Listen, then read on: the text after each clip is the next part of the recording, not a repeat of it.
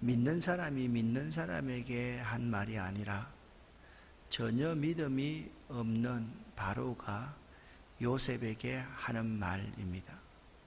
그가 볼 때 요셉은 하나님을 보여주는 사람이었습니다. 요셉은 자신의 삶을 통해서 하나님이 살아계심을 믿지 않는 사람에게 보이는 삶을 살았던 사람입니다.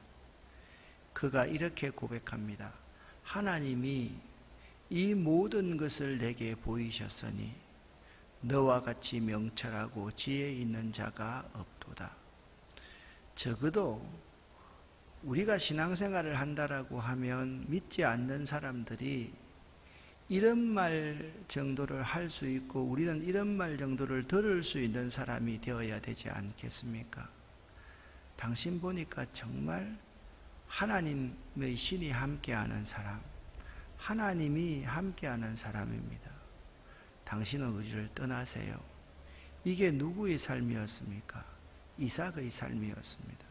아브라함과 이삭과 야곱 그리고 요셉 이 족장들의 삶의 특징은 믿지 않는 사람들 입장에서 볼 때도 대단한 사람들이었던 것입니다. 신약 성경 사도행전 11장에 보면 안디옥 교회는 믿지 않는 사람들에게 칭찬을 들었던 교회가 안디옥 교회였습니다. 우리가 잘 알고 있듯이 그리스도인이라는 이름은 어떤 이름입니까? 우리들이 지은 이름입니까? 아닙니다. 로마 사람들이, 세상 사람들이 지은 이름이 그리스도인입니다. 그리스도인이라는 이름 말은 세상이 감당할 수 없는 사람이다.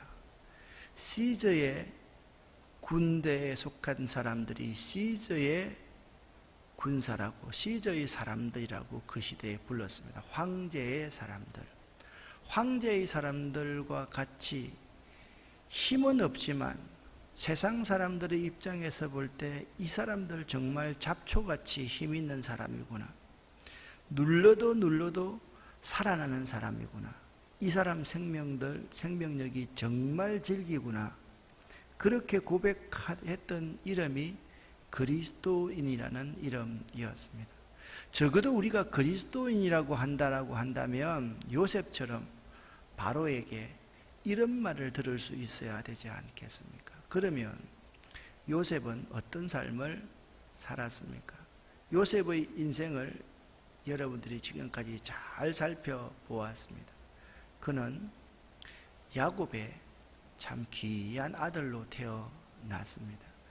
야곱이 7년을 수일처럼 여기면서 얻었던 아내 라헬과의 사이에서 어렵사리 하나님이 태의 문을 열어주셔서 요셉이 태어났습니다. 요셉은 집에 있을 때도 아버지가 다른 어떤 형제들보다 더 신뢰하여서 채색 옷을 지어 입혔던 사람이 요셉이었습니다. 이 요셉이 억울한 일을 당하여서 애굽의 바로의 시위대장 보디발의 집에 노예로 잡혀왔습니다. 왜 하필 미디안 상인들이 요셉을 보디발의 집에 팔았을까요? 이것이 매우 중요한 것입니다. 그런데 이 보디발이 이렇게 말합니다. 그 집안에 있는 모든 소유를 다 요셉에게 맡깁니다. 내가 너보다 더 나은 것은 주인이라는 이 한 가지 이름밖에 없다. 요셉은 보디발의 집에서도 형통한 자로서의 모습을 보였습니다. 억울한 일을 당하여서 요셉이 감옥에 갇혔습니다. 간수장이 보니까 이 사람이 정말 성실하고 정직한 사람, 하나님의 신이 함께하는 사람이었습니다. 그 감옥에, 왕의 죄수들을 가두는 그 감옥에 모든 사물을 요셉에게 관장하게 했습니다. 그 왕의 감옥에서 있었던 일입니다. 떡 맡은 간원장과 술 맡은 간원장이 들어왔습니다. 그들을 요셉이 섬기도록 보디발이 만들어 주었습니다. 그들이 동시에 똑같은 꿈을 두 사람이 꾸었습니다. 그런데 그들의 꿈을 해석할 자가 없었습니다. 요셉이 그들에게 말합니다. 해석은 하나님께 있지 아니하니까 청하건대 내게 말씀해 보십시오. 요셉이 그 꿈을 해석해 줍니다. 그리고 40장 14절 15절 말씀에 이렇게 말합니다. 40장 14절 15절 2번을 같이 읽어보겠습니다. 당신이 잘 되시거든 나를 생각하고 내게 은혜를 베풀어서 내 사정을 바로에게 아뢰어 이 집에서 나를 건져 주소서. 나는 히브리 땅에서 끌려온 자요 여기서도 옥에 갇힐 일은 행하지 아니하였나이다. 아멘. 그들이 꾼 꿈이 참 신비했습니다. 포도나무에 3가지가 있는데 이 3가지에서 포도가 잘 열매를 맺었습니다. 그 술 맡은 간원장이 그 포도주를 바로에게 주니까 바로가 그 잔을 마셨다. 그것이 술 맡은 간원장의 꿈이었습니다. 떡 맡은 간원장이 그 꿈이 기람을 보고 또 자기가 꾼 꿈을 이야기를 합니다. 머리 위에 흰 강주리가 3 있는데 제일 위에 떡강주리 셋에서 제일 위에 왕의 떡이었는데 새들이 와서 이 떡을 먹어버렸습니다. 요셉이 해석합니다. 사흘 후에 술 맡은 간원장 당신은 다시 복직될 것이고 떡 맡은 간원장 당신은 나무에 당신의 머리를 매달리게 될 것입니다. 죽게 될 것입니다. 사흘 후에 그 일이 그대로 일어났습니다. 자, 40장 23절 3번입니다. 같이 읽겠습니다. 술 맡은 간원장이 요셉을 기억하지 못하고 그를 잊었더라. 아멘. 그 이후로 만 2년이 지났습니다. 아마도 요셉이 감옥에 갇힌 지는 2년 반 정도가량 되지 않았을까라고 추정해 볼 수가 있습니다. 요셉은 그 꿈을 해석한 이후로 2년 동안 정말 와신상담 그곳에서 고난을 씹으면서 살았던 사람입니다. 41장 1절부터 보니까 바로가 꿈을 꿉니다. 그 꿈의 내용이 이렇습니다. 7마리의 소가 나일강에서 올라오는데 그 뒤에 아주 흉측하고 파리하고 바짝 마른 7마리의 소가 그 소들을 잡아먹어버립니다. 또 말합니다. 이삭 같은 것이 나오는데 아주 동풍에 다 말라버린 이삭 7개가 이것을 먹어버리는 꿈을 꾸었습니다. 애굽의 모든 술사와 지혜 있는 사람들을 다 불러서 바로가 물었지만 그들 가운데 이 꿈을 해석할 사람이 아무도 없었습니다. 그때서야 술 맡은 간원장이 41장 9절에 이렇게 왕 앞에서 고백을 합니다. 내가 오늘날 나의 허물을 추억하나이다. 내가 2년 전에 이런 일이 있었는데 히브리 소년이 이 꿈을 해석해서 나는 복직되었고 떡 맡은 간원장은 목이 매달렸습니다 라고 이야기를 하자 바로가 당장 가서 감옥에 있는 그 히브리 소년을 불러오느라 요셉은 수염이 덥수룩하게 길어있고 옷은 누더기 옷을 입고 있습니다. 수염을 깎이고 왕의 의복을 입히고 요셉이 지금 바로 앞에 서게 됩니다. 요셉이 바로 앞에 설 수 있는 확률은 세상적으로 제로입니다. 어떻게 요셉 같은 자가 바로 앞에 설 수 있었겠습니까? 이것은 정말 세상적으로 볼 때는 기적 중에 상기적이었습니다. 바로가 이야기합니다. 네가 그렇게 신통한 그 히브리 소년이냐? 라고 바로가 묻습니다. 그때 41장 16절에 요셉이 이렇게 말합니다. 함께 읽겠습니다. 요셉이 바로에게 대답하여 이르되 내가 아니라 하나님께서 바로에게 편안한 대답을 하시리이다. 아멘. 한번 따라합시다. 내가 아니라 하나님께서, 다시 한번, 내가 아니라 하나님께서. 믿음은 이것입니다. 믿음 있다고 하면서 내가 드러나는 사람은 믿음 없는 사람입니다. 믿음 없는 사람보다 더 못한 사람이 그런 사람.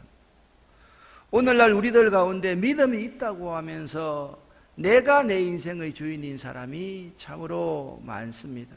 믿음은 내가 아니라 하나님께서, 이것이 진정한 믿음입니다. 바로가 요셉을 앞에 앉혀놓고 자기 꿈 이야기를 합니다. 쭉 꿈 이야기를 합니다. 여러분 생각해요. 이 17절부터 24절의 이 이야기를 읽어가면 앞에 어떤 사건이 오버랩 됩니까? 지금 감옥에 노예가 앉아가지고 왕의 술 맡은 사람, 떡 맡은 사람들, 지금 나라의 세계 최강국의 서열 2위, 3위가 그 앞에 앉아서 뭔가 좀 얻을까 하여서 자기 꿈을 이야기하고 있습니다.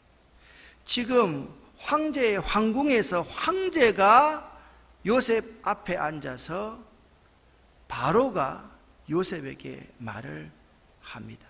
내가 꾼 꿈은 이렇다. 7마리 암소가 있었는데 파리하고 흉측한 7마리 암소가 그 암소를 잡아먹었다. 또 뒤에 똑같이 꿈을 꾸었는데 한 줄기 무성하고 충실한 7 이삭이 있었는데 아주 동풍에 말라 비틀어진 7 이삭이 그 이삭을 먹어버렸다. 그렇게 말씀하고 있습니다. 그러면서 그가 한탄하듯이 이야기합니다. 내가 세계 최강국의 파라오인데 그 꿈을 이 나라 모든 현인들에게 말했지만 그 꿈을 내게 풀이해 주는 자가 없었느니라. 요셉이 이렇게 말합니다. 41장 25절 말씀, 매우 중요한 말씀입니다. 함께 읽습니다. 요셉이 바로에게 아뢰되 바로의 꿈은 하나라. 하나님이 그가 하실 일을 바로에게 보이심이니이다. 아멘. 하나님이 하실 일을 당신에게 보이셨습니다. 대단한 거 아닙니까, 여러분? 이 정도 선언할 수 있는 우리가 될 수 있어야만 됩니다. 따라합시다. 하나님이 하실 일을 당신에게 보이셨습니다. 아멘. 우리가 세상 사람들을 향해서 세상 사람들이 자꾸 우리에게 상담하러 와야 돼. 그런데 예수 믿는 사람들이 문제가 있다고 해서 세상에 나가서 세상 사람들에게 이야기합니다. 우리 교회에 이런 문제가 있어요. 저 사람 이렇게 나쁘고 이 사람 이렇게 나빠요. 우리 교회에 문제가 있으면 그것을 조금 덮으면서 덕스럽게 하려고 하지 않고 바로 세상의 법정으로 나아갑니다. 그래서 믿음 없는 법관이 그것을 시시비비를 가리도록 합니다. 참 안타까운 일이 우리 가운데, 우리 교회들 가운데 많이 벌어지고 있습니다. 하나님이 하실 일을 바로에게 보이실 것입니다. 그 말을 우리들이 할 수 있어야 됩니다. 우리가 세상 사람들을 향해서 당당한 말을 할 수 있어야 됩니다. 우리가 세상 사람들에게 책을 잡히면 세상 사람들은 반드시 이렇게 말합니다. 어찌하여 네가 이런 일을 하였느냐. 우리 신앙의 선배들 가운데 어찌하여 당신들이 이런 일을 행하였습니까? 라고 그런 책망을 듣게 되는데, 요셉은 노예이면서 청년밖에 안 되면서 작은 자이면서 하나님이 지금 하실 일을, 이 시대에 하신 일을 당신의 꿈을 통해서 보이셨습니다. 그렇게 요셉은 선포하고 있는 것입니다. 그러면서 33절, 34절 요셉이 대안을 제시합니다. 우리가 세상을 향해서 대안을 제시할 수 있는 그리스도인들이 되어야 되고, 세상을 향해서 대안을 제시할 수 있는 교회가 되어야만 합니다. 우리가 세상에 욕먹는 교인, 세상에 욕먹는 교회가 되어서는 결코 안 됩니다. 그 대안이 무엇입니까? 33절 말씀 같이 읽겠습니다. 이제 바로께서는 명철하고 지혜 있는 사람을 택하여 애굽 땅을 다스리게 하시고, 34절 말씀 읽습니다. 바로께서는 또 이같이 행하사 나라 안에 감독관들을 두어 그 7해 풍년에 애굽 땅의 5분의 1을 거두되. 아멘. 그러니까 여러분, 그 땅에 지혜 있는 자를 택하여서 그를 총리로 삼게 하라. 그것이 요셉의 처방이었습니다. 그런데 그 지혜 있는 자가 누가 되었습니까? 자기 자신이 아마 그 총리가 될 줄은 요셉도 꿈에도 몰랐을 겁니다. 어니스의 큰 바위의 얼굴에, 그 큰 바위의 얼굴의 그 위대한 위인이 그 아이가 될 줄 아무도 몰랐던 것처럼 지금 요셉이 총리가 된 것입니다. 여러분, 여기에 엄청난 기적들이 계속해서 일어나고 있습니다. 어떻게 요셉이 바로의 새 핵심적인 신화를 자기가 다 주장할 수 있는 사람이 되었겠습니까? 시위대장, 떡 굽는 사람, 술 맡은 가는 자, 이 세 사람이 요셉의 손아래에 있었습니다. 이 세 사람이 요셉의 영적인 권위를 인정했습니다. 그리고 세상 하늘 아래 서열 1위인 바로가 요셉을 인정했습니다. 요셉이 왜 이랬습니까? 하나님의 신이 함께 하였기 때문에 그가 어디로 가든지 형통하였더라. 할렐루야. 여러분, 요셉과 똑같은 사람이 있었습니다. 누구였습니까? 다윗입니다. 다윗이 어디를 가든지 하나님이 함께 하심에 형통하였다. 여러분, 어디를 가든지 무슨 일을 당하든지 하나님이 함께 하심에 형통할 수 있는 여러분 될 수 있기를 예수 이름으로 간절히 축원합니다. 간절히 축원합니다. 자, 대비하라. 여러분, 34절 이후의 말씀을 보면 잘 대비하라. 여러분 보세요. 애굽 땅에 임할 7해 흉년에 대하여 대비하시면 이 흉년으로 말미암아 망하지 아니하리이다 라고 말하면서 바로가 칭찬합니다. 하나님의 영에 감동된 사람을 우리가 어찌 찾을 수 있으리요 라고 하면서 너는 내 집을 다스리라. 내 백성이 다 내 명령에 복종하리니 내가 나보다 높은 것은 내 왕자뿐이니라. 자, 여러분 보십시오. 서론의 말씀을 드렸습니다. 요셉이 야곱의 아들로 태어났습니다. 아버지 야곱이 요셉에게 채색 옷을 입혔더라. 이것이 여러분 편애하는 것이 아니라고 말씀을 드렸습니다.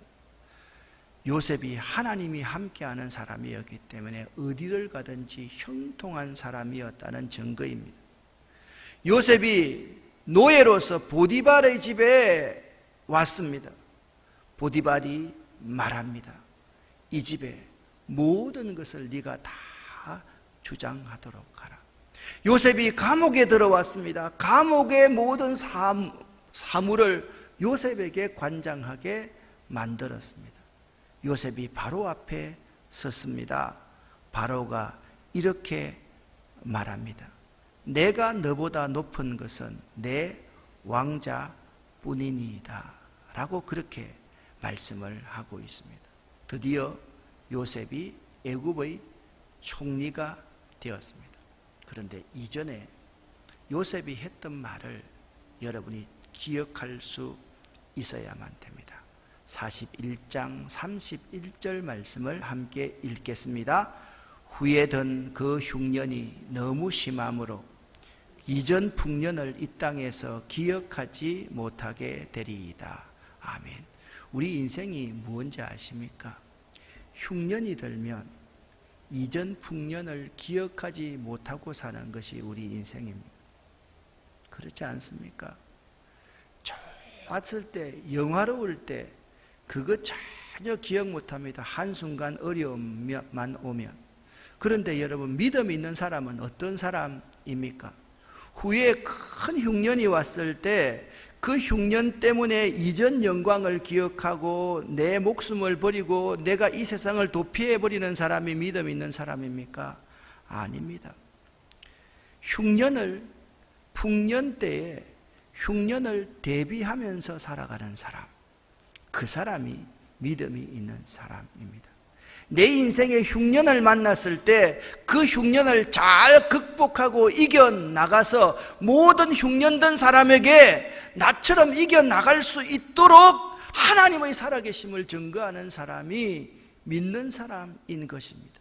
여러분은 이런 믿음 있는 사람이 될 수 있기를 예수 이름으로 간절히 축원합니다. 우리의 자녀들에게 형통한 길을 주시옵소서. 그 기도 하십시오. 그런데 그 기도도 하시면서 우리의 자녀들에게 이것을 가르치십시오.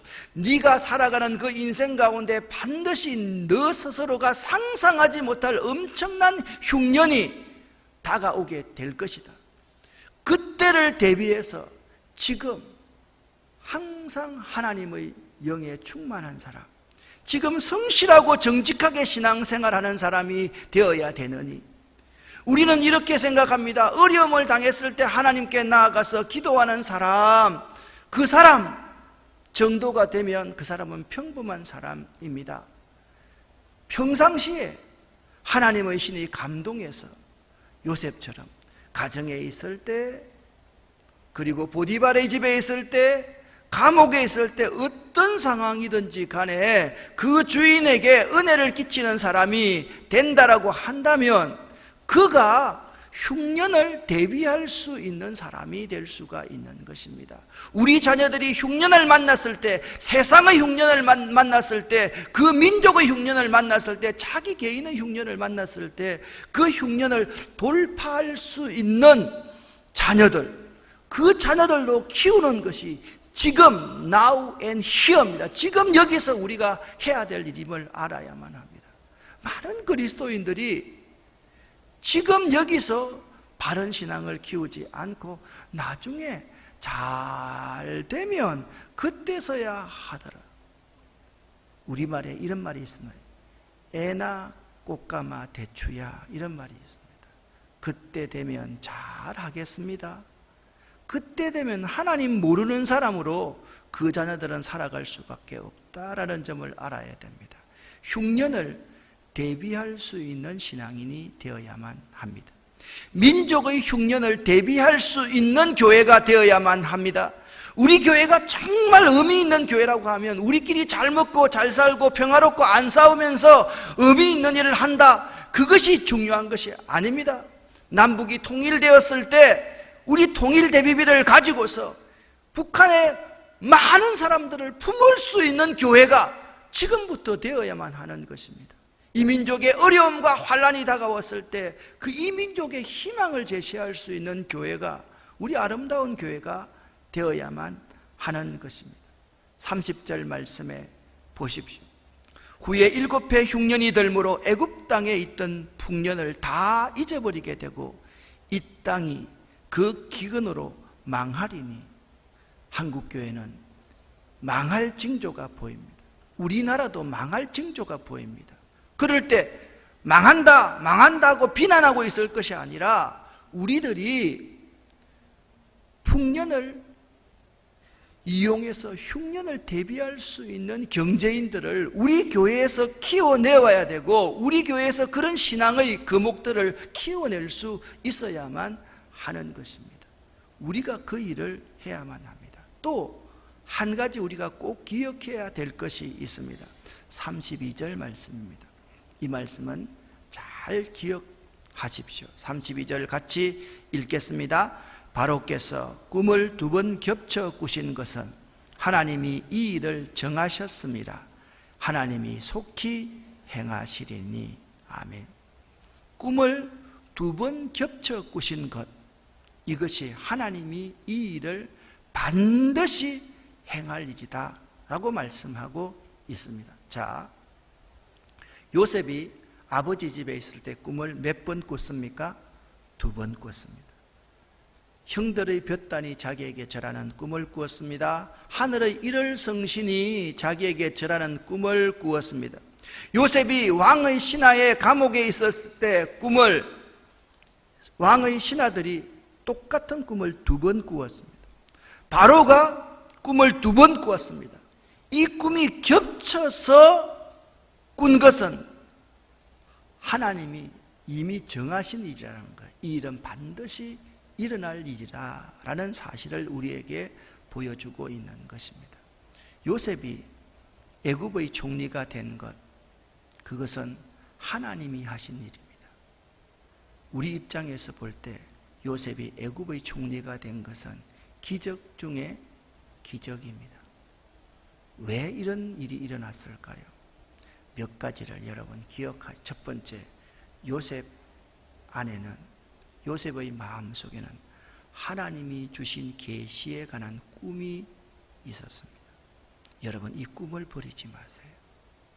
연세가 많다고 해서, 상황과 여건이 어렵다고 해서, 내 상황이 아무것도 아니라고 해서 꿈을 잃어버리면 안 됩니다. 2번째, 하나님이 함께하는 사람이 되어야만 합니다. 하나님이 함께하여서 매사에 형통한 사람이 되어야만 합니다. 3번째, 하나님의 살아계심을 보여주는 사람이 되어야만 합니다. 4번째, 여러분 한 분 한 분들이 여러분의 주인에게 은혜를 끼치는 사람이 되어야만 합니다. 그것이 하나님 앞에서도 성실하심이고 사람 앞에서도 성실하심일 것입니다. 그럴 때 하나님이 여러분을 들어서 여러분을 높이 사용하시고 여러분의 자녀들을 높이 사용하실 것입니다. 요셉처럼 살아가는 여러분 되시기를 예수 이름으로 간절히 축원합니다. 기도하겠습니다. 하나님 아버지, 7회 흉년을 대비하는 교회, 7회 흉년을 대비하는 신앙 가질 수 있도록 도와주시옵소서. 하나님, 우리들 가운데 이 큰 흉년으로 말미암아 이전의 큰 영광 풍년을 잊어버리고 있는 자들이 이 가운데 있지 아니합니까? 지금부터라도 이 흉년을 잘 대비할 수 있는 저희들 될 수 있도록 도와주시옵소서. 하나님의 신이 함께하는 사람, 하나님이 함께하심으로 매사에 형통하는 사람들 될 수 있도록 도와주시옵소서. 예수 그리스도 이름으로 축복하옵고 간절히 기도 올립니다. 아멘. 주여